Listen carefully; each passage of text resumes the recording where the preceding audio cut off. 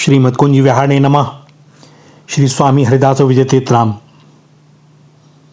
यदि हम अपने भीतर अपने आचरण में सुधार करना चाहें तो सबसे पहले हमें अपने मन पर सदा दृष्टि बनाए रखनी होगी, क्योंकि जो भी गड़बड़ होती है यहीं से होती है। सो हम सदा अपने मन पर अपनी पैनी दृष्टि बनाए रहे हैं, क्योंकि अभिमान, काम, क्रोध, मोह आदि लुटेरे इसी मन रूपी महल में छिपे रहते हैं और साधारण दृष्टि से देखने पर यह पता भी नहीं चलता कि ये भीतर बैठे हुए हैं। किंतु जैसे ही इन्हें अवसर मिलता है ये प्रकट हो जाते हैं और फिर हमारे सद्गुण और सद्विचार रूपी धन को ऐसी निर्दयता से लूटते हैं कि उम्र भर की जमा पूंजी सब नष्ट कर देते हैं।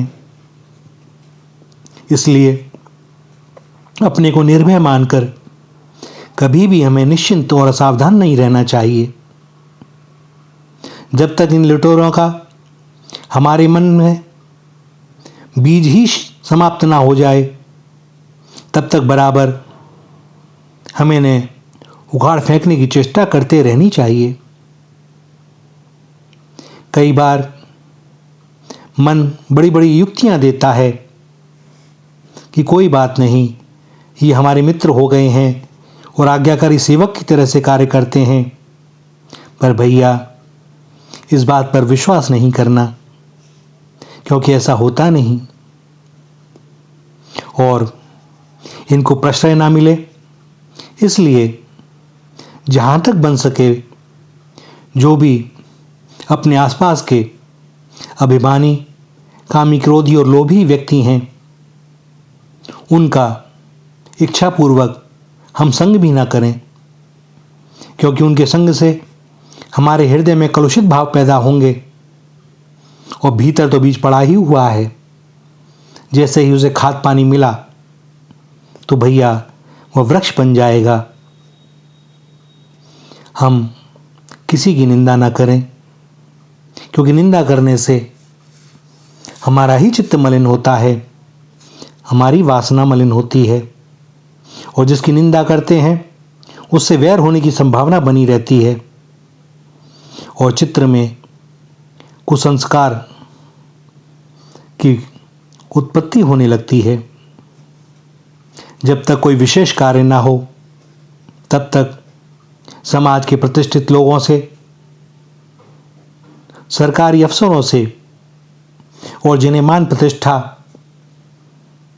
और कुर्सी प्रिय है ऐसे व्यक्तियों से कम मिलें, क्योंकि ये लोग सत्य बात को सुनना नहीं चाहते और अपने स्वभाव और मत के विपरीत एक भी शब्द सुनना उन्हें पसंद नहीं होता।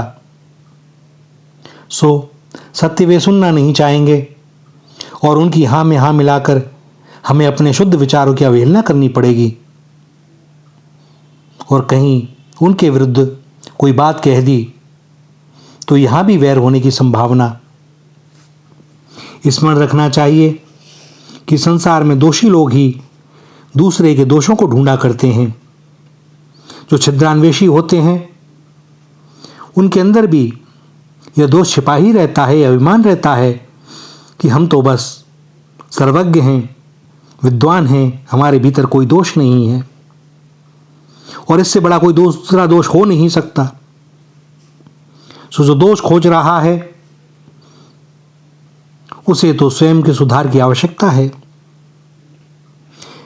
क्योंकि ऐसे लोगों को अपने दोषों को ढकने के लिए दूसरों के दोषों की आड़ की आवश्यकता होती है। तभी तो वे कह सकते हैं कि ये कमी कोई हम में तो नहीं, ये तो सब में है, देखो उन्होंने क्या किया, उनके अंदर नहीं है क्या। इस प्रकार हम अपने मन को समझाते हैं और दूसरों के सामने तर्क देते हैं कि हमारे अंदर कोई विशेष बुराई नहीं है। भैया, जो साधु होते हैं वे सब जगह साधुता ही देखते हैं, साधुता ही खोजते हैं, साधुता ही उन्हें मिलती है। और जो हम जैसे जो दोषी होते हैं वे दोषी खोजते हैं, संसार में उन्हें यत्र तत्र सर्वत्र दोषी दिखाई देते हैं। यदि हम अपनी देह को सुंदर बनाएं, अच्छे वस्त्राभूषण पहना दें, तो इससे क्या होता है भैया? जब तक हमारा हृदय कलुषित है तब तक भगवान हमारे हृदय में आएंगे नहीं। और ये सुंदरता वैसी ही है जैसे किसी स्वर्ण के पात्र में मदिरा रख दी गई हो। प्रारब्धवश यदि जगत में लोग हमारी प्रशंसा करते हैं, मान करते हैं, पूजते हैं, तो इससे क्या हुआ? हम जानते हैं कि हमारा हृदय मलिन है, हम अभी भी छिपकर पाप कर देते हैं। तो भैया संसार ना जाने तो क्या, हम तो जानते हैं। तो बस अपने को सुधारें। भक्ति और ज्ञान के नाम पर बुरे कर्म करना ऐसा है मानो भगवान को हम ठग रहे हों। हम लोगों से तो वह अच्छे हैं जो बुरे कर्म करते हैं, बुरे कहलाते हैं। कम से कम भक्ति और ज्ञान के नाम को कलंकित तो नहीं करते। हम लोगों का एक स्वभाव हो गया है कि दूसरे की थाली में घी ज़्यादा दिखाई देता है। भैया कर्तव्य कर्म करते रहें, प्रारब्ध से जो मिला है उसमें संतुष्ट रहें और चेष्टा करें कि उसमें से भी यदि हम एक रोटी किसी दूसरे को, दीन दुखी को खिला सकते हों तो ऐसा करें।